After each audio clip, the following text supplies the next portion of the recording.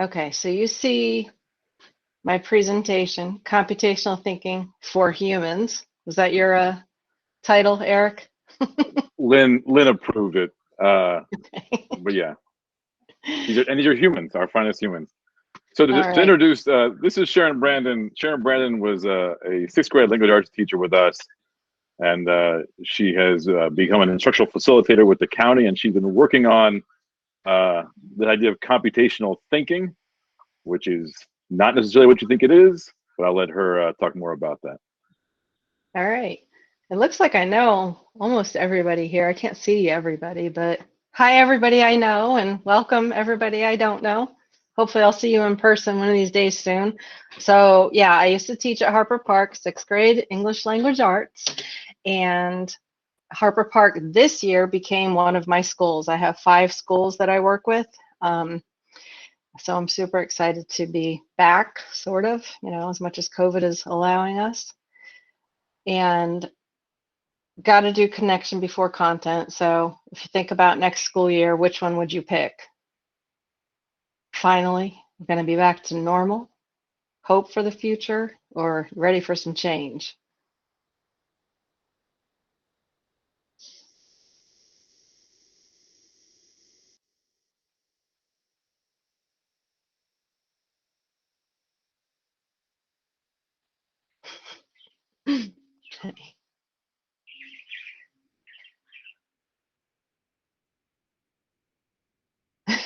Sorry. I am definitely number 3. I mean, I think they all kind of go together and we all want some sort of normalcy back. But yeah, I'm hoping for some lessons learned from this that we can carry into next year. I love change.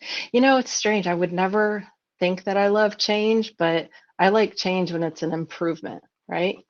There's so much that we could do with what we've learned with virtual learning.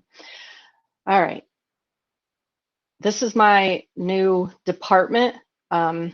Just real quick, Christina, she's the person who you may have heard is really working hard at getting internships for students, connecting companies. We've had 2 internship fairs already, and our Loudoun County High School students are showing up. I saw some former Harper Park graduates at the last one. It was kind of cool. Mike Spidell was not with us last year. This is the first year I've had a partner in middle school, so he has joined the team, and he also works with 5 middle schools. And then Sean and Becca work with elementary schools. We are interviewing for another facilitator position for middle school and 2 more for elementary school. Those jobs are open if you or anyone know anyone that would be interested. All right, so our agenda for today, we end at 4 o'clock, right? Yes? Okay, so we're gonna go rather quickly through this. I just want you to get kind of an overview of computational thinking and what it means in terms of you as a classroom teacher using it in your lessons with students. I'm gonna show you where to find resources and go through some examples. If I go too quickly, if you have a question, please unmute, stop, ask the question. Just like you tell your students, there's no stupid question. The only one that is not a good question is the one that goes unasked. So please feel free to pause and ask. Tell me to back up and I'll try and work this technology and do so. Okay, so here we go. Computational thinking started with Loudoun County being interested in computer science and the standards that the VDOE put in place in 2016.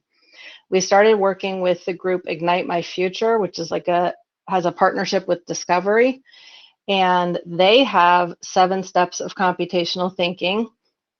They had really good definitions that we decided that we would take on as our own because other groups have computational thinking definitions, but they're really short and not descriptive. And so we thought that the 7 from Ignite My Future really would help us in the classroom. And then we partnered with a business and created our own icons. So what you're seeing, the computational thinking icons were created by my team. And we tried to make it kind of look like the profile of a graduate ones. So the deeper learning, it all kind of goes together.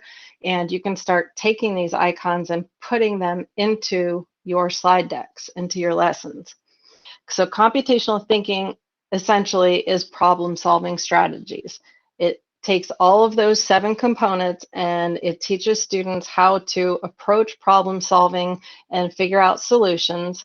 And yes, it is meant to be in the way that a computer is taught to think.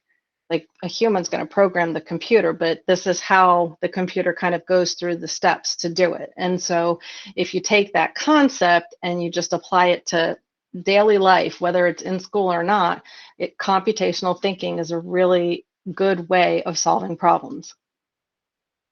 We found that computational thinkers, they're problem solvers, they're innovators. It's a research-based tested strategy. They go easily from being consumers to actual creators. It's a natural leap for them. And it's really not a difficult thing to add into what you're already doing.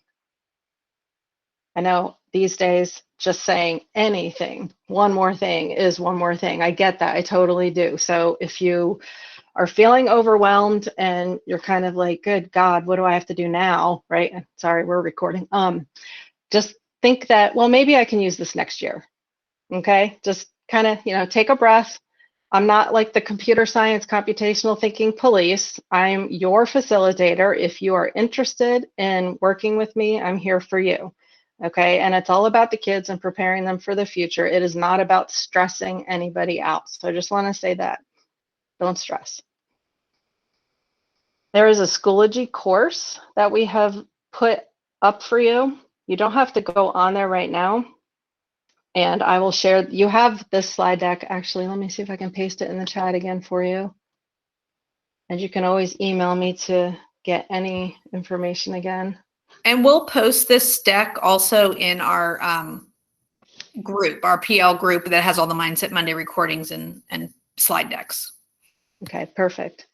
So in the Schoology course, there are the icons that you can download, either save in your Google Drive or download onto your computer, so you can use them in your slide decks and whatever you want to use them for. There are definitions. There are one-page descriptors of each of the 7 components. There are connections to content areas, and that's what you're going to see in this slide deck. And at the very bottom of the course, the last folder takes you to the VDOE website if you're looking for the actual computer science SOLs. There's not an SOL test, so it's nothing, again, nothing to freak out about. It's just, in general, best practices for what students should know. All right, so throughout this, you'll see the constant connection of buying a car for an adult problem as a way to relate to computational thinking. I am going to go quickly because we only have till 4 o'clock, but you have the slide deck. You can go through it slowly at your own pace another time. I'm sure that's what you want to do tonight with a cup of coffee, right? All right, so the first one is decomposing problems. And our little icon is the puzzle pieces. If you're doing a puzzle, you have to figure out, all right, what is it that I'm doing? How would I go about solving this problem? So you're taking a bigger problem and you're breaking it down into more manageable steps. If you are doing an actual puzzle, maybe you would look for all the sides, right? It's just kind of like, okay, here's this big thing. How can I break it down into smaller parts and get started? If you're buying a car, you have to think, well, why do I need a new car? And then you come up with reasons why and start approaching all of those smaller parts of the problem. What do you have to do? Decomposition in content. So again, taking the bigger problem, breaking it down. What do you need if you have to complete a writing assignment? Well, your students may need directions. They may need a rubric. They may need supplies. So decomposition is not some complicated term. It's just something that you think of as a way to take a problem and break it down. You could think of decomposition when teaching students how to tie their shoes. You can think of decomposition like, oh, you have to go clean up your room. You've got a giant mess in your room. Well, what can you do first? On the Schoology course that I gave you access to, you'll see this is a one-pager for decomposition. I'll be quiet for a couple seconds so you can see if there's something on here for your subject.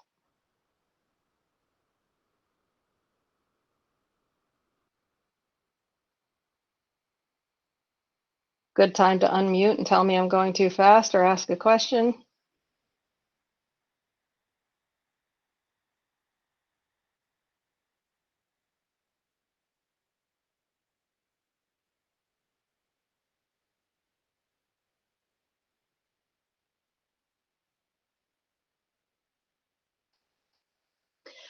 Okay, and I've taken a couple of snapshots from actual slide decks from teachers, maybe some teachers at Harper Park. Wink, wink, you know who you are. So while you're thinking about doing this next year or tomorrow, whatever works for you, you could take the decomposition icon and put it wherever you think, oh, you know what, this is kind of an overall problem that students need to decompose and break apart. So there's some science examples there. There's an English example. Just the overall issue, problem to be solved that you have to take apart. That's decomposition. Once students start seeing this in their slide decks across the content areas, they start making more and more connections. And we know that's how they really can learn and become those creators we're looking for. All right, the next icon is abstraction. Our symbol there is a filter. You've got the different things going in, and only one kind is coming out. So when you're abstracting, you're taking information and you're determining what is important for your use at that time and what is not important. So you get rid of what's not important, you keep what's important. That's abstraction. If you're buying a car, what features are the most important to you? Okay, get rid of, if it doesn't matter to you, it's not something you're going to consider if that's the purchase you want to make. If you're looking at language arts, social studies, and you're studying figures in history, a question might be, what quality could you learn from the following individuals? What do they have in common? What can you say would be important from them? And then what doesn't matter? That's abstracting. This is the Schoology page here. And you can see there's only a couple examples for each. This is just to get people thinking. But you can always come back to this.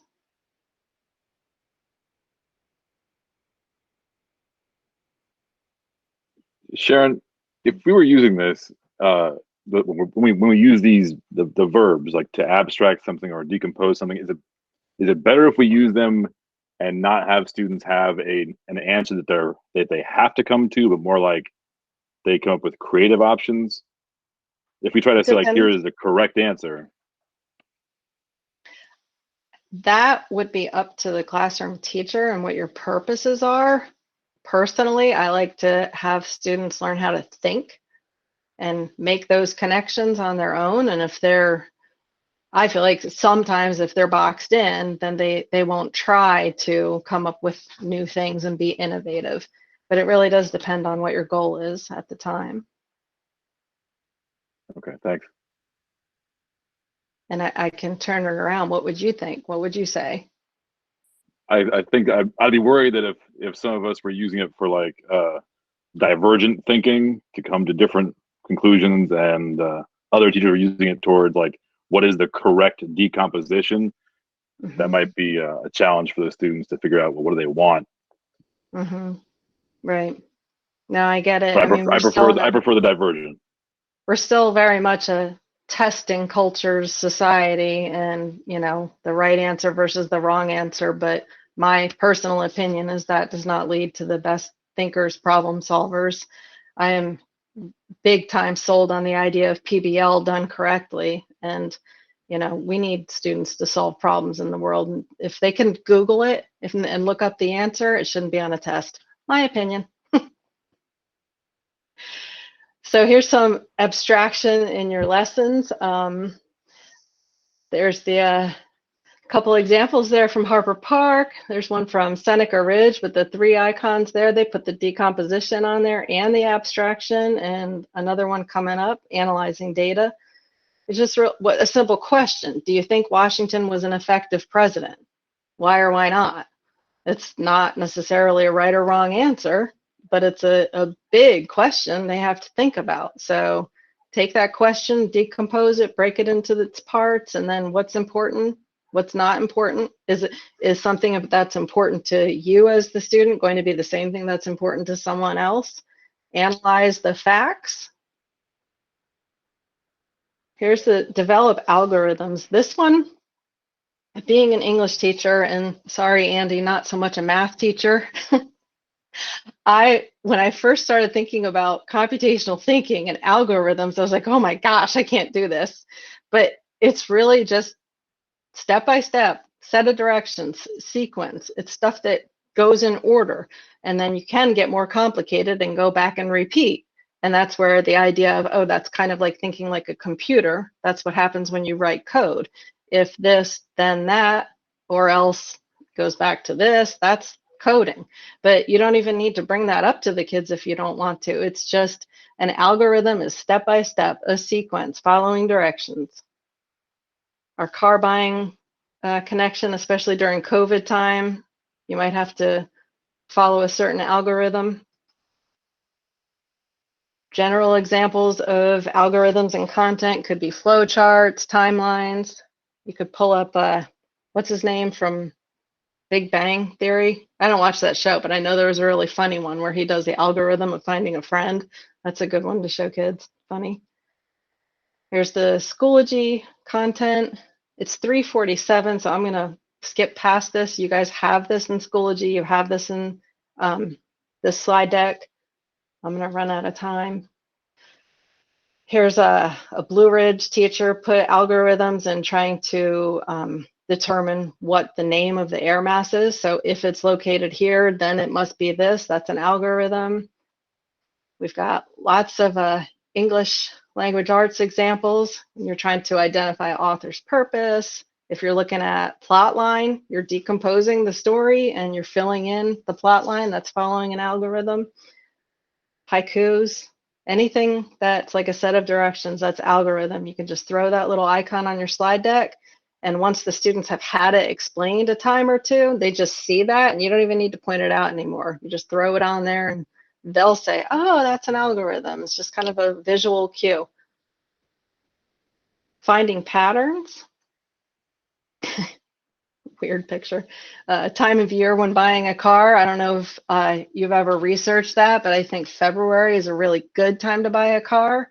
And historically, July is one of the worst times. So patterns matter for all kinds of things. When you're decomposing problems, when you're just trying to experience your world, patterns are all around you.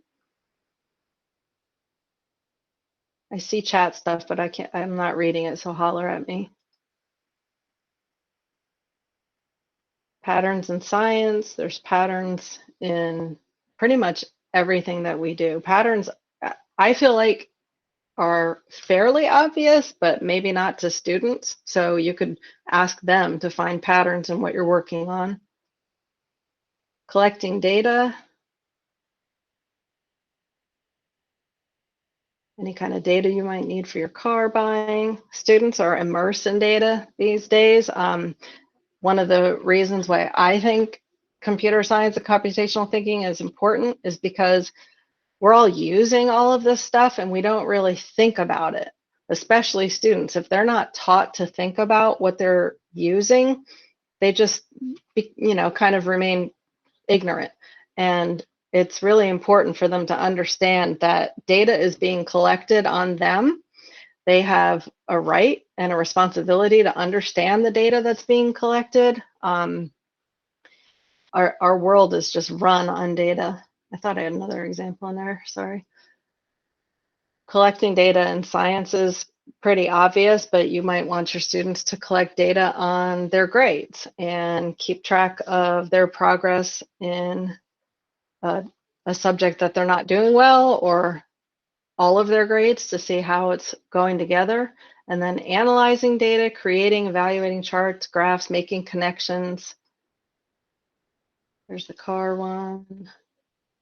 A lot of kids have a smartphone that collects data on them, and I wonder, do they even know that? You could point it out to them if you're comfortable doing that in class. Have them look at their phones and look for the data that has been collected on them. Teach them how to use and interpret graphs. That's one thing I've been finding in this position. Not only do students not know how to use something like Google Sheets or Excel, but teachers don't either.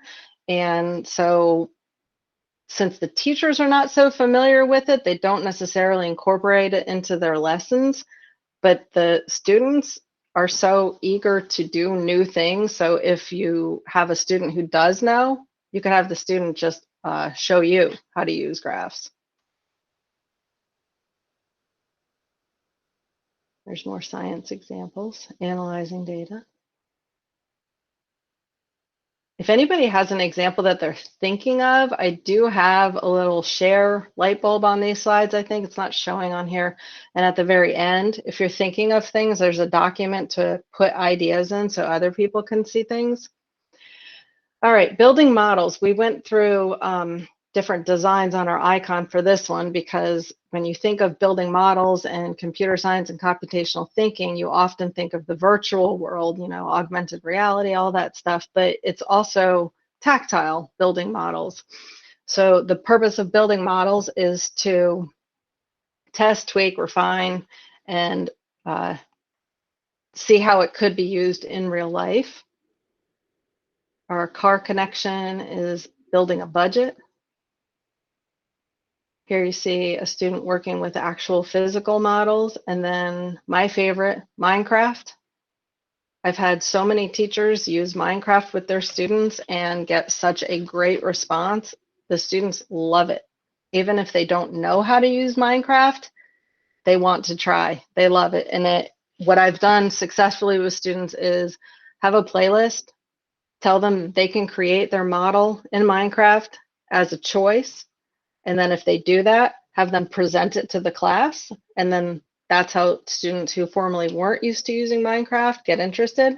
You can also use Scratch, any kind of online platform or tactile that you're creating something that's building a model. Remember the old dioramas, you know, in elementary school, building models. Here is, I think this was a Harper Park one. The virus defense, a student built a game in Scratch. This one over here, and these should be linked too, so on your own you can click and see them. The one on the right is, yeah, Luke, that's right. The one on the right is a Minecraft example. A student at Seneca Ridge built a 3D model of a cell. This in the middle here is a slide deck that another teacher used, showing the air masses model that scientists were using, trying to teach about winds.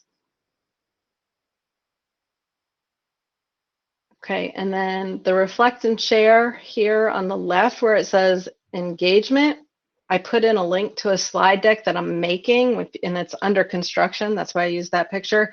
But I'm trying to come up with activities for teachers to use as icebreakers, as a way of getting their students engaged, however you want to use it, just ideas that connect computer science, computational thinking, not necessarily related to your lesson that you're using, but just something fun to do with the kids. And then over here, the share ideas light bulb, that's a document that if you have ideas or you've done anything that you could say, oh yeah, I could just go back and add one of those icons into the slide deck. You can help other teachers think of ways to use it. So I kind of sped up so I didn't run over 4 o'clock. And now it's your time. Any questions? I can go back, go a little slower on some parts. Or I can give you the gift of time and say goodbye early. Hey, Sharon, can you just tell them a little bit about how you can help us in the classroom besides like we've given her slide decks and she's helped us know where the icons go, but like how you helped us do our Minecraft thing, like how you can help individual teachers if they want to get going on some of this?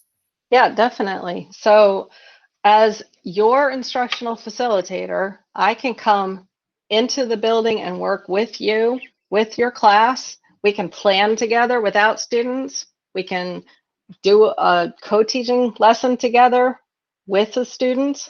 I can just observe if you want me to, or I can get the heck out of your way if you want me to. And we do have robots, fun robots to play with. So with in-person starting to happen, we could design all kinds of activities that take on the computational thinking and integrate the computer science SOLs into what you're already doing. It could be something that is the whole lesson designed, integrated in the whole lesson. We could work on playlists together. I'm basically here to support you with computer science and computational thinking. The two great things you helped us with, I mean, you helped us with a ton, but making those tutorials for kids, because we weren't really experienced with Minecraft. So she made a how-to tutorial for the kids. And we just said, if you're picking this off the playlist, watch Miss Brandon do it. And then, so not only did she make the tutorial for the kids, she came into the breakout rooms with that group that was doing the Minecraft and helped them, troubleshoot. So those were two specific things that she did to help us in history this year. Yeah, and I'm happy to do that for anyone who wants me to do that. I just, as long as it fits in my calendar, we'll schedule a time and get it done. I can work with you on stuff that you've done already and maybe give you some ideas. I can work with things that are coming up. I have a couple weeks in July off, but beyond that, I pretty much work year round. So it doesn't have to be when you have students. It can be teacher work days.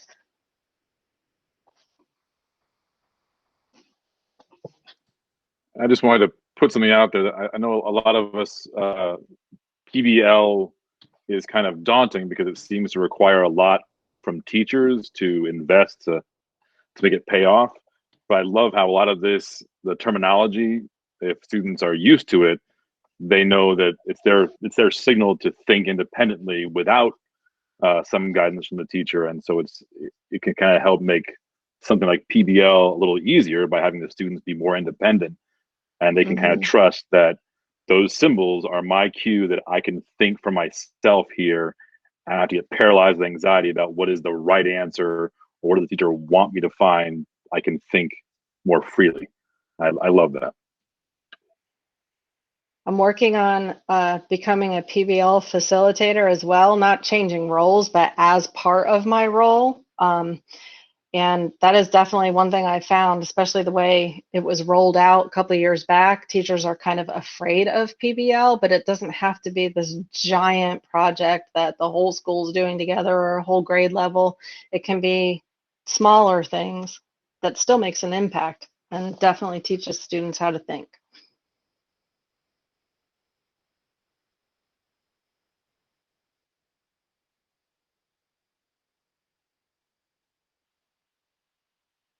Yeah, the more students see the symbols and make those connections, the more thinking happens. Sharon, I know you have it in the slide deck, but can you put that Schoology code in the chat just so that if people want to just add it real quick, just so they don't forget about it? Yeah, absolutely. Just like copy and paste it and throw it in the chat. Because there are so many good resources you guys have on there for all the different content areas. You guys have done a lot of good work. I have a sticky note I'm copying right now that also has the computer science SOLs link and Ignite My Futures resources as well. If my copy paste will work. Copy.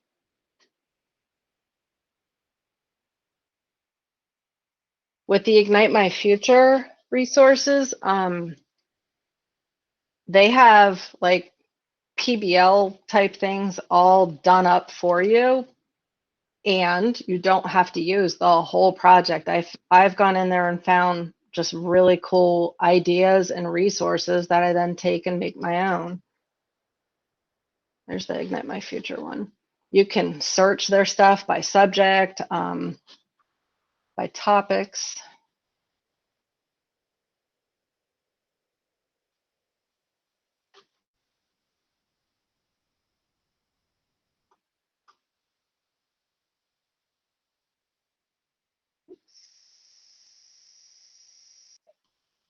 if you want to schedule time to just talk with me one-on-one or as a CLT, that last link is a bookings page. My team has to use Outlook Calendar for everything. I don't use Google Calendar, unfortunately. So that will take you and show you what time slots I have available. And seriously, like I said, no question is too small or insignificant. I'm still learning every day, all this stuff. Working with teachers helps me be better. So I want to work with you.